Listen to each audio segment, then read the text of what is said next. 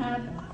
Eles vão praticar um ato ilícito, eles querem parecer que tem fundamento aquela coisa errada que eles querem fazer.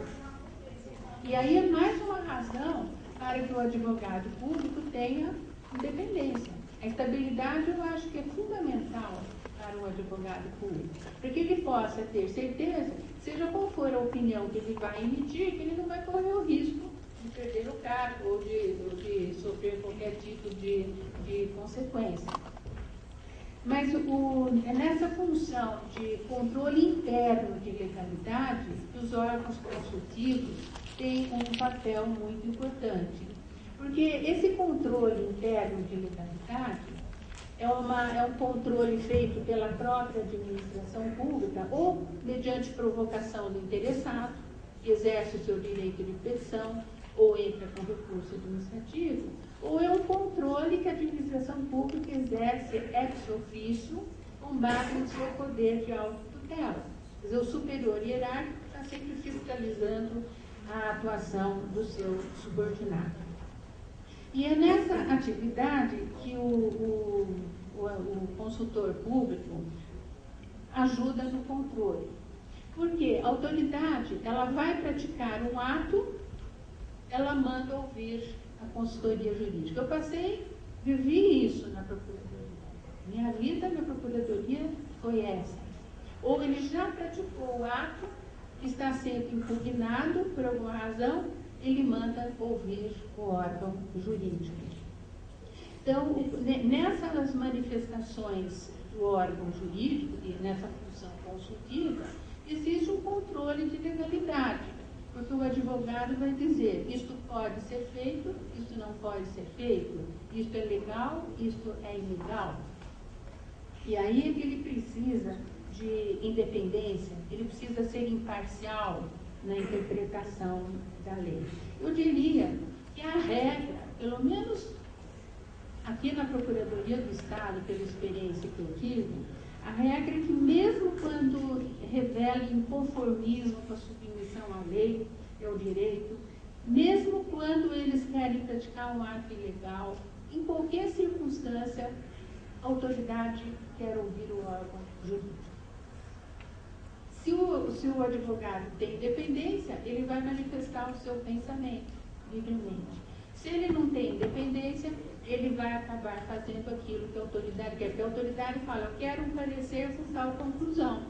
E o advogado vai ter que se virar e fazer, se ele não tiver independência. Eu posso dizer que nos meus 24 anos de procuradoria, eu nunca sofri pressão para dar parecer num sentido ou no outro. E eu trabalhei na assessoria jurídica do Palácio do Governo.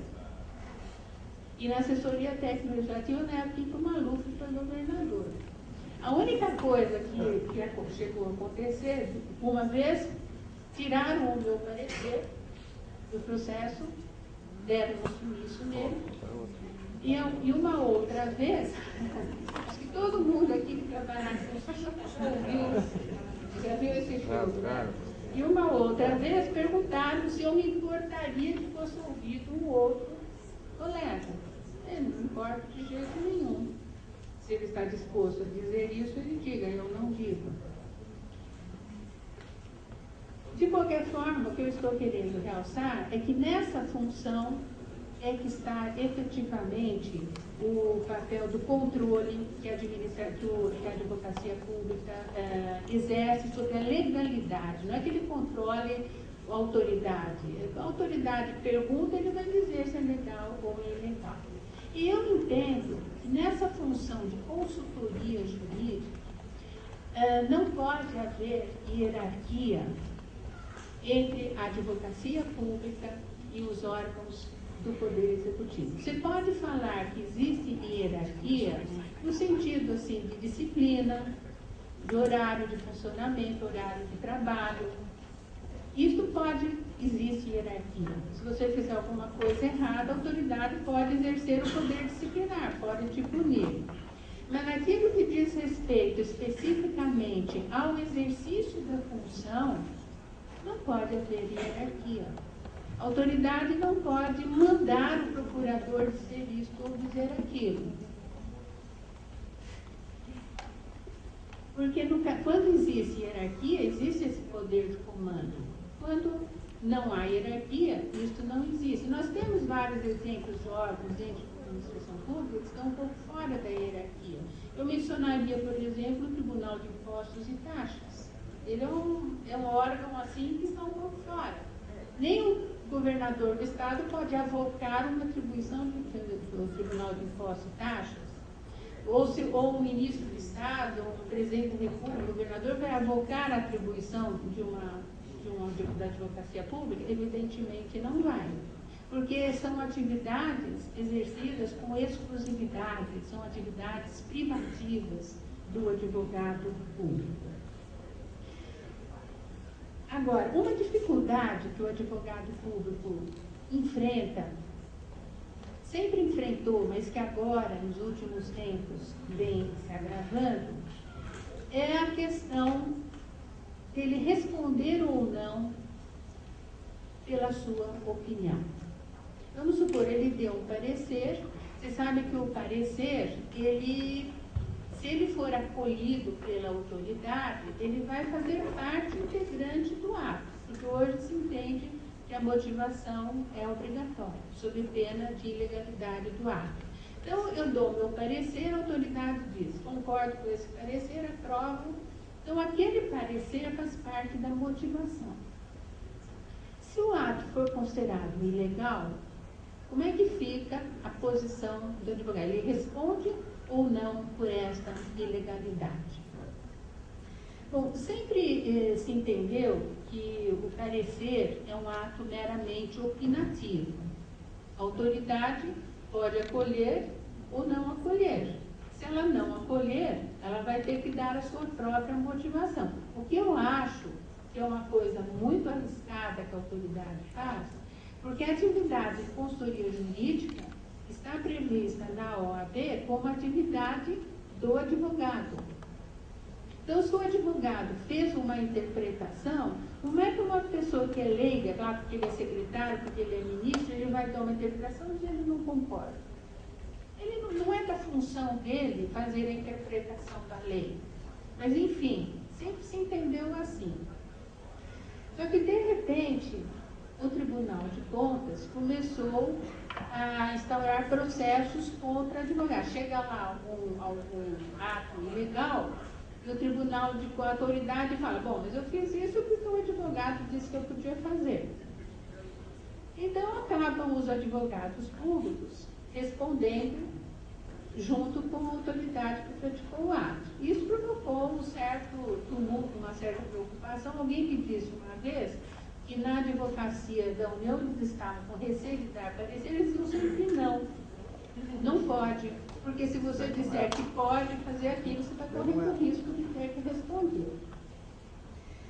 Mas eu acho que essa confusão começou por causa de um artigo da Lei de Licitações, que diz, que é o artigo 38, parágrafo único, que diz que todas as minutas de contratos e de editais de licitação têm que ser examinadas e aprovadas pela assessoria jurídica. Aprovada é da impressão de que é uma decisão, não é um mero parecer. Então, se ele aprovou, ele decidiu. E daí, eu acredito que por isso é que o Tribunal de Contas tenha começado a adotar esse tipo de posicionamento. E o Supremo, que isso acabou indo parar no Supremo Tribunal Federal, e houve uma decisão no mandado de segurança 24.631 do Distrito Federal, a decisão do Tribunal Pleno, entendendo que é possível a responsabilização do servidor quando o parecer for vinculante e desde que proferido com má-fé ou culpa. O que é parecer vinculante? É exatamente esse em que o parecer obriga a autoridade, ela não pode decidir de outra maneira. Se a assessoria jurídica disse esse edital está correto, a autoridade fica vinculada àquilo. O parecer vinculante é quase como se fosse uma decisão mesmo, ele não é meramente opinativo. Então o Supremo disse, por esse caso, o consultor pode responder, mas assim mesmo, desde que ele tenha agido com dolo ou má-fé. Eu sempre entendi que eu entendi mais ou menos dessa maneira, porque eu sempre achei que, embora o parecer integre a motivação do ato administrativo, o advogado público só vai responder se ele praticou um erro grosseiro, se ele agiu com culpa grave, com dolo, com má fé. Porque nós não podemos dizer, se o parecer foi fundamentado, foi baseado em doutrina, em jurisprudência, não é porque o Tribunal de Contas pensa de uma outra maneira que você vai dizer que o advogado público vai responder. O direito não é uma ciência exata, graças a Deus, porque senão ele seria muito chato, né? O bom do direito é justamente essa possibilidade de ouvir opiniões diferentes. Então, para concluir, bom, eu só antes de apresentar aqui algumas conclusões, eu queria dizer o seguinte: não é que o advogado que atue no contencioso tem um papel muito diferente, mas na realidade, no contencioso, o advogado público, ele atua no interesse da parte, ele tem que ser parcial. E o consultor, ele tem que ser imparcial, ele tem que fazer a interpretação de acordo com as suas convicções. E é diferente daí a posição de quem atua em juízo. O advogado que atua em juízo, ele vai, às vezes, dizer uma coisa que nem é exatamente aquilo que ele pensa, mas ele tem que defender a pessoa jurídica. Então, daí que está a grande diferença, e daí porque na função consultiva que a independência do advogado é mais importante, estabilidade, autonomia da instituição. Então, agora apresentando as minhas conclusões, uma primeira observação é que, aqui é uma conclusão, vamos dizer que eu não mencionei isso antes, mas vou mencionar agora, que a consultoria jurídica normalmente é vista como um órgão que atrapalha. Porque, embora a autoridade peça opinião, ela quer sempre uma determinada opinião, não é qualquer opinião. E o advogado fala, bom, isso não pode, isso é ilegal. Então, atrapalha. E daí que é importante, muita gente tem procurado realçar isso, o advogado, quando vai dizer que isso não pode, se ele tiver alternativas, ele apontar também outras alternativas, outras opções, apontar caminhos, atuar assim um pouco como assessor. Um problema da advocacia pública também é a dispersão por vários órgãos. Nós temos em cada Secretaria de Estado, em cada Secretaria de Município, temos lá um órgão consultivo. Às vezes eles atuam completamente independente um do outro, e isso acaba tirando um pouco a uniformidade do pensamento. O caráter facultativo da maior parte das consultas, a lei deveria especificar as hipóteses em que a consulta ao órgão jurídico é obrigatória. E eu acho que o que mais falta para a advocacia pública é autonomia.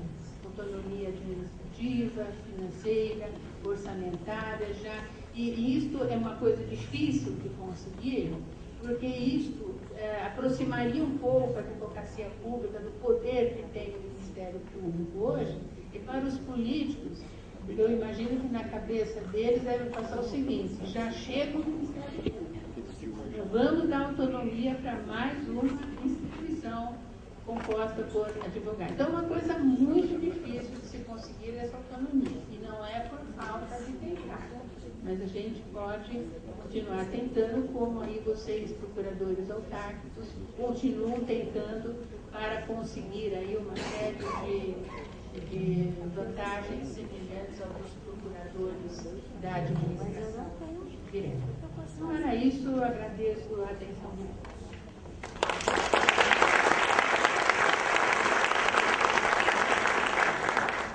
Agradecendo a apresentação da professora Maria Silvia Jamila de Pietro, passo neste momento a condução dos trabalhos para o secretário Luiz Alceu Pereira Jorge, que conduzirá os trabalhos de perguntas e respostas a palestrantes.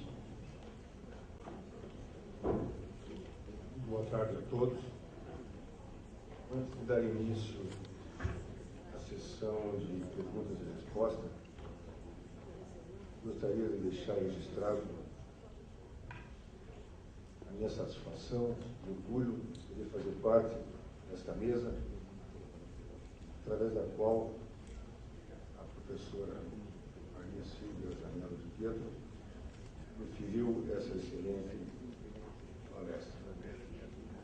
Isto posto, eu deixo aos participantes do plenário que formulem perguntas a serem respondidas pela nossa palestrante.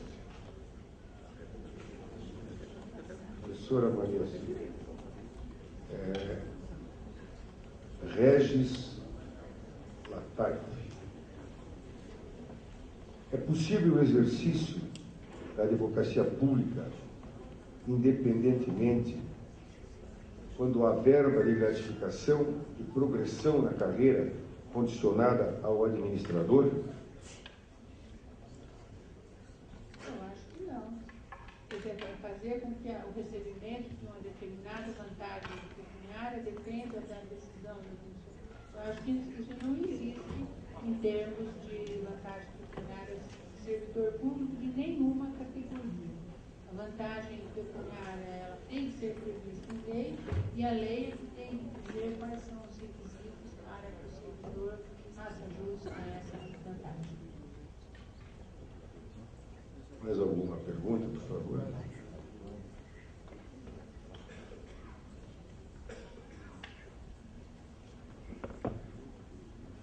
Pois não? Levi, pode fazer.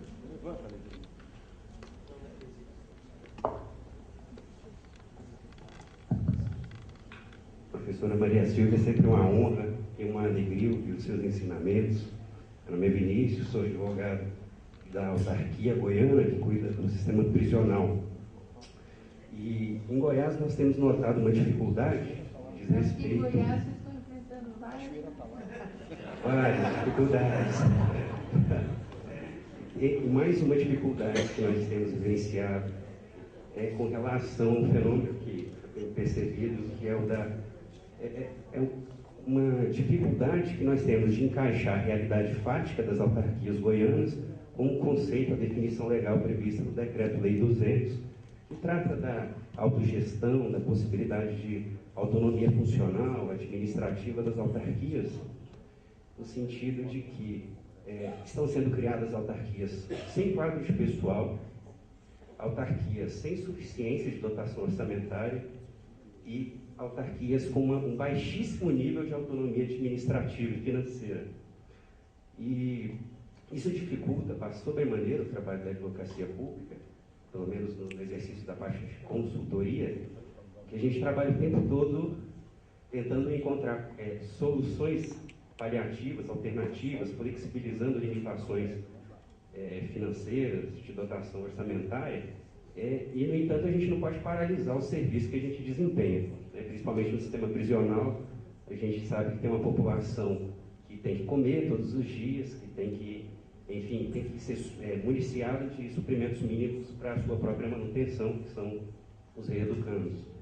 E no exercício da advocacia consultiva, eu queria saber se essa dificuldade, essa criação de autarquias sem um nível bom ou ótimo de autonomia administrativa, funcional e financeira, que ela contribui para a dificuldade do exercício da defesa do patrimônio público, né? E a gente não tem como se levantar contra o nosso mantenedor, que é o poder público central. E aí a gente tem uma dificuldade de, por exemplo, pedir dotação orçamentária, de pedir pessoal para poder trabalhar. Eu queria saber da senhora o que a senhora pensa sobre essa, uma tendência, pelo menos em Goiás a gente percebe isso, de criar autarquias que não disponham daqueles requisitos previstos no Decreto-Lei 200, que trata da autonomia administrativa, funcional e financeira. A impressão que me dá é que são autarquias somente no nome, e não de fato. Bom, eu...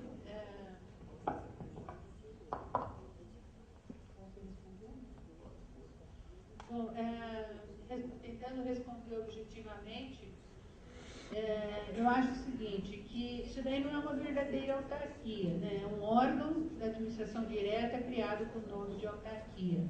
Porque a autarquia, pela própria natureza, ela tem que ter um certo grau de autonomia e de independência em relação ao poder executivo. E outra coisa, quer dizer, e na realidade, quando cria uma autarquia, é em função de uma especialização daquela entidade e se dá uma certa autonomia para que ela possa desempenhar a contento as suas funções. E o ideal é que as autarquias tenham os seus dirigentes ou escolhidos pelos próprios membros da entidade ou por alguma forma que não crie uma vinculação em relação ao Poder Executivo. Porque normalmente cria-se a autarquia, o dirigente ocupa um cargo em comissão da confiança do chefe do Executivo, ou ele faz o que o chefe do Executivo quer, ou ele vai perder o emprego. Então acaba não tendo, é uma autarquia só de nome. E uma outra coisa que acho que é essencial, que pouca gente prestou atenção, é que quando entrou em vigor a Constituição de 88, previu como é que chama? A paridade, a isonomia entre os servidores da administração direta, indireta e as fundações públicas, autarquias e fundações públicas. Isso daí tinha caído por terra, mas voltou. Hoje tem que haver isonomia, tem que haver planos de cargos, os servidores da administração direta têm que estar em situação igual das autarquias e das fundações públicas. Pouca gente prestou atenção nisso, voltou em consequência de uma ação direta de inconstitucionalidade. Então, aquele artigo 39 da Constituição, regime jurídico único para a administração direta, autarquias e fundações públicas, é uma exigência constitucional hoje. Se isso não é observado, a autarquia está em situação irregular. Professora Maria Silvia, tem uma consulta inominada aqui, mas a pergunta é o seguinte: quando o advogado público, atuando no contencioso, defende